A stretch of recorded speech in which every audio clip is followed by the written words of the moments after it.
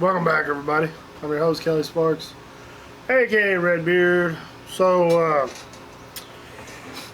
if you've been a fan of the channel for a long time, I think you've seen a trend over the last several years that I have begun to. I currently have a love-hate relationship with Jim Beam and their products. It's sad because for the longest time I just thought they were probably the best bourbons on the market. Not necessarily like white label Jim Beam, but the Knob Creek, basically Knob Creek and Booker's. And then some of the Jim Beam releases were really good. As you saw a few weeks ago, whenever I did the old and dusty reviews of the Bonded and the Distiller's Cut, which I actually thought the Bonded tasted better than the Distiller's Cut, but I digress. We are now reviewing this specific bottle of Knob Creek Single Barrel, and yeah, there's quite a bit out of it. So you gotta test. I mean, I don't hate it per se, but it's not good. I mean, I drank a lot of it, so I know I'm a little like, but you drank so much. Well, I drank it on the rocks, so I couldn't really taste it. I watered it down. Screw you. But anyway, this one has the weirdest little funky note, and I've never, to the best of my knowledge and memory, I don't believe I've ever experienced as much funk out of a single barrel of Knob Creek as I have this one. I've had some really good. I've had some good single barrels, Knob Creek single barrels. I've had some really good Knob Creek single barrels. I've had some fantastic, went back and bought 2 or 3 more Knob Creek single barrels. This one, for whatever reason, it's not a good barrel. It should have stayed in the warehouse, and they probably should have kept aging it or used it in a blend of something else. But fucking dickhead will throw an axe at her. Just has to do it. Scares the shit out of me. Body.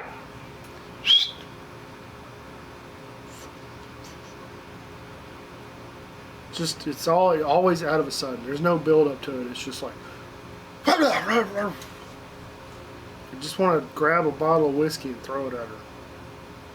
No, I got a stick over here somewhere I can throw it. I got a chunk of wood. I'll just launch at her. But anyway, back to the whiskey. This one, it's not what I think Knob Creek should be. I think it's an okay Jim Beam product, but I think it's a subpar, substandard Knob Creek product.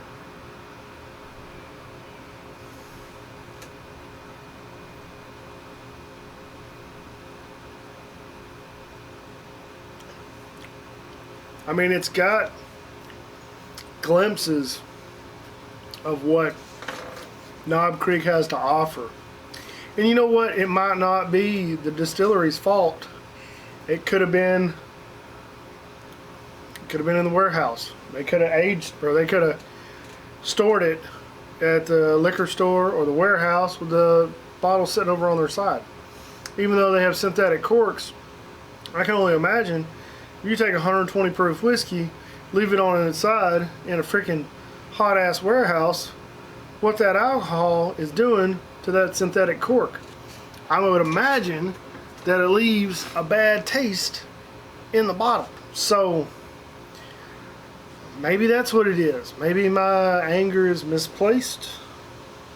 Maybe not. All I know is it's just not, it's not what it could be. And it was slightly, like, had a huge fucking buyer's remorse as soon as I took that first sip. I was like, I'll even let Brandon and his buddy Michael try it. They were both like, ooh, what is that? That's not right.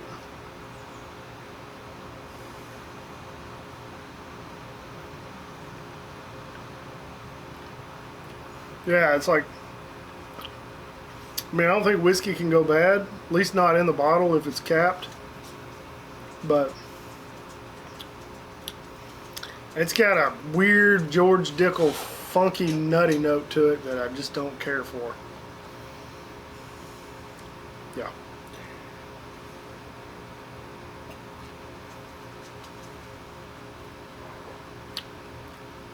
No.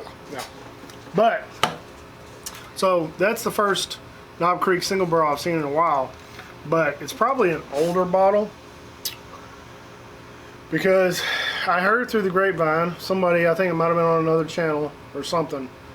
I was watching whiskey videos the other day of other people's. And somebody mentioned that Knob Creek or Jim Beam stopped their single barrel program for Knob Creek so they could hold on to more barrels for this bottle I have in my hand and the older ones. This is the Knob Creek 12 year, and I've reviewed this one. This is the same bottle that I reviewed a few months ago. If you go back in time a little bit on my page, I reviewed this one. Now, if you search the other Knob Creeks, I believe you'll be able to find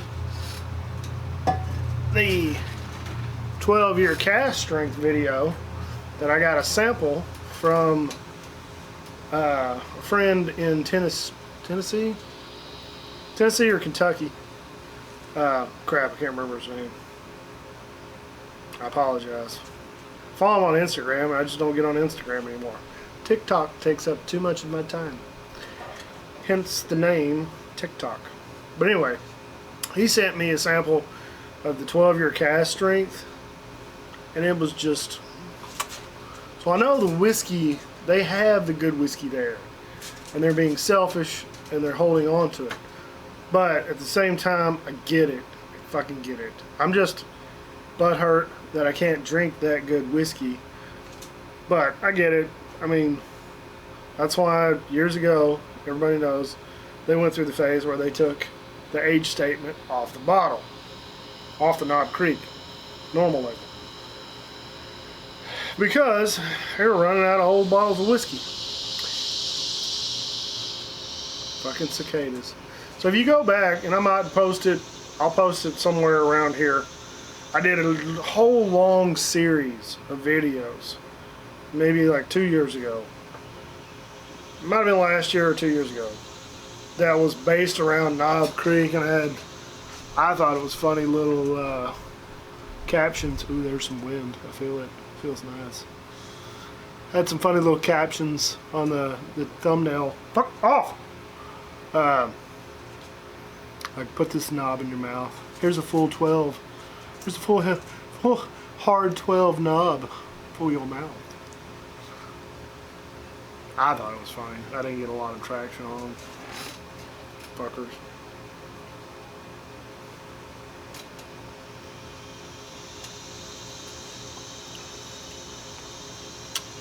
That's that good old knob I love in my mouth.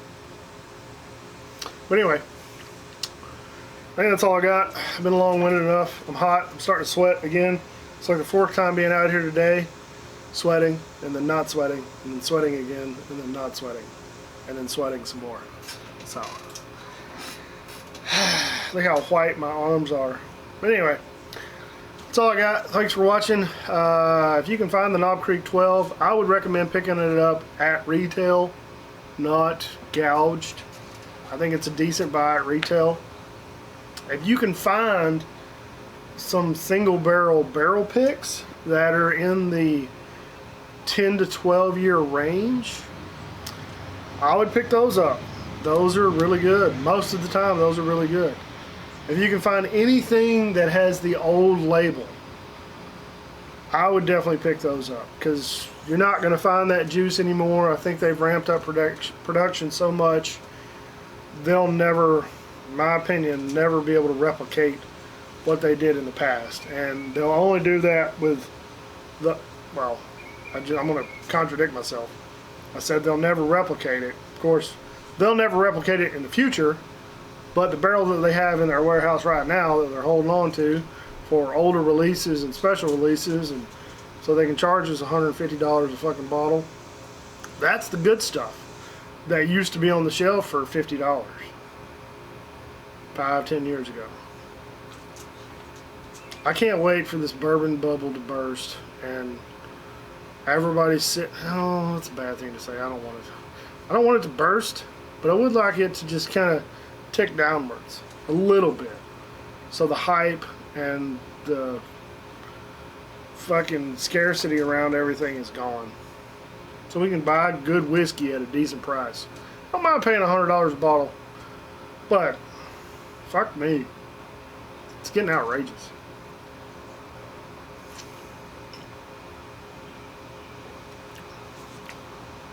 Yeah, much better. That's all I got. Thanks for watching. Like the video, subscribe, share it with your friends. Hit the bell for notification.